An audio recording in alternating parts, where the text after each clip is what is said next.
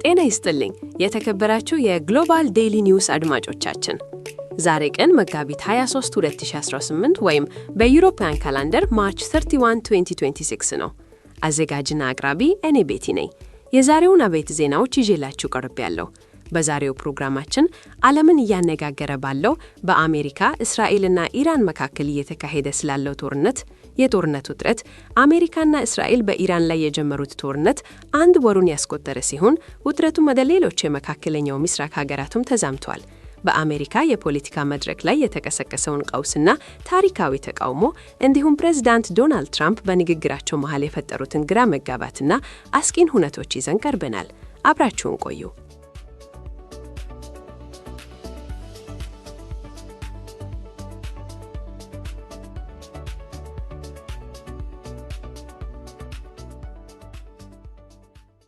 በመጀመሪያ ወደ ዓለም አቀፍ ዜናችን ስናመራ በመካከለኛው ምስራቅ ሁለተኛው የኢራን ጦርነት እየተባለ የሚጠራው ግጭት ተባብሶ ቀጥሏል።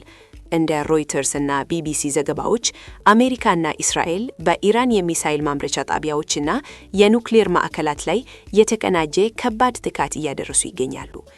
ባለፉት 24 ሰዓታት ውስጥ ብቻ በርካታ የኢራን ወታደራዊ ይዞታዎች ኢላማ ተደርገዋል። በምላሹም ኢራን በእስራኤልና በቀጠናው በሚገኙ የአሜሪካ የጦር ሰፈሮች ላይ አነስተኛ ግን ተከታታይነት ያላቸውን የሚሳኤል ጥቃቶች በመሰንዘር ላይ ትገኛለች። ጥቃቶቹ የእስራኤልን ሕዝብ ስነ ልቦናዊ ጫና ውስጥ ለመከተት ያለሙ መሆናቸውን የጦር ጥናት ተቋማት ዘግበዋል።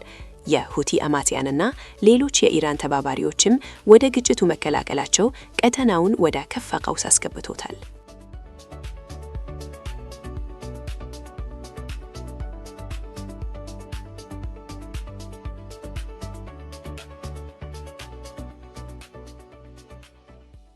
አሁን ደግሞ የሀገር ውስጥ መረጃዎችን ስናልፍ በመካከለኛው ምስራቅ ባለው ጦርነት እና ቀውስ ምክንያት በዓለም አቀፍ ደረጃ የተከሰተውን የነዳጅ አቅርቦት መስተጓጎል ተከትሎ የኢትዮጵያ መንግስት ጥብቅ የነዳጅ ቁጠባ እርምጃዎችን መውሰድ ጀምረዋል።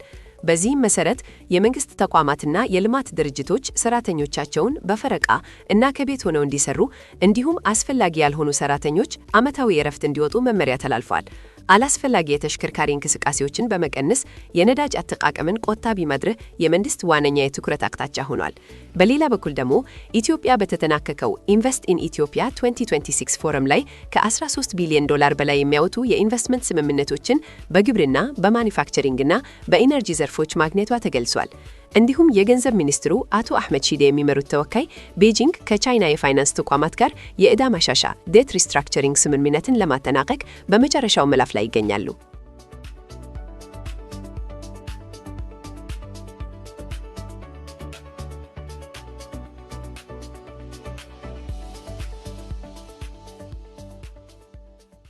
ወደ ቀጣዩ መረጃችን ስናልፍ አሜሪካና እስራኤል በኢራን ላይ የጀመሩት ኦፕሬሽን ኤፒክ ፊውሪ የተሰኘው ወታደራዊ ዘመቻ አሁንም ቀጥሏል። የፕሬዝዳንት ዶናልድ ትራምፕ አስተዳደር በኢራን ላይ ጠንካራ ማስጠንቀቂያዎችን እየሰጠ ይገኛል። ፕሬዝዳንት ትራምፕ በአጭር ጊዜ ውስጥ የሰላም ስምምነት ላይ ካልተደረሰ የኢራንን የኤሌክትሪክ ማመንጫዎች፣ የነዳጅ ጉድጓዶች እና የካርግ ደሴትን እንደሚያወድሙ ዝተዋል።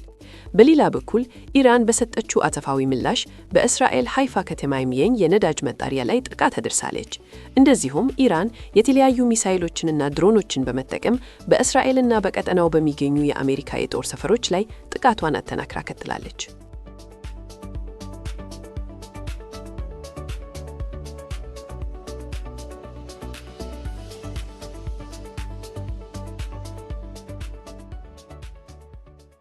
በመቀጠልም ይህ የኢራን ጦርነትና የአገር ውስጥ ፖሊሲ በአሜሪካ የፖለቲካ መድረክ ላይ ታይቶ የማይናወቅ ትርምስ ፈጥሯል።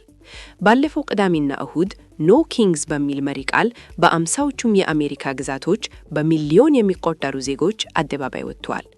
ሰልፈኞቹ ፕሬዝዳንት ትራምፕ አገሪቷን ወደ ኢራን ጦርነት ማስገባታቸውን፣ የኑሮ ውድነትንና ጥብቅ የሆነውን የኢሚግሬሽን ሕግ አጥብቀው ተቃውመዋል። በሌላ በኩል ኮንግረሱ በበጀትና በምርጫ ሕግ ሴቭ አሜሪካ አክት ዙሪያ መስማማት ባለመቻሉ የዲኤችኤስ ዩኤስ ዲፓርትመንትስ ኦፍ ሆምላንድ ሴኩሪቲ በከፊል መዘጋት ወይም ገቨርንመንት ሸትዳውን ፖለቲካዊ ይበልጥ አባብሶታል።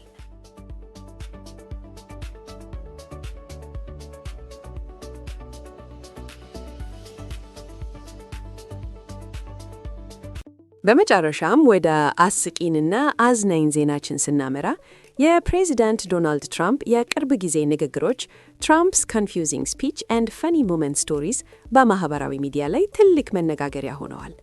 ፕሬዚዳንት በቅርቡ በፍሎሪዳ ባደረጉት ንግግር ስለ ኢራኑ ጦርነት ቀነ ገደብ ተጠይቀው ሲመልሱ በትራምፕ ሰዓት ትራምፕ ታይም አንድ ቀን ማለት ዘላለም ማለት ነው በማለት ታዳሚውን በሳቅ አስፈንድተዋል። ይህ ብቻ አይደለም። ትራምፕ ከዚህ ቀደም አይስላንድንና ግሪንላንድን አደናግረው የተናገሩበት ቪዲዮ በድጋሚ ቫይራል እየሆነ ሲሆን በቅርቡ ደግሞ የካሊፎርኒያውን ገዢ ጋቪን ኒውሰምን ሲተቹ እኔ ንግግር ሳነብ አይታችሁኝ አታውቁም፣ ምክንያቱም ንግግር ማንበብ አልችልም፣ ምናልባት የገባሁበት የፖለቲካ ስራ ስህተት ሊሆን ይችላል በማለት በራሳቸው ላይ የቀለዱት ቀልድ አነጋጋሪ ሆነዋል።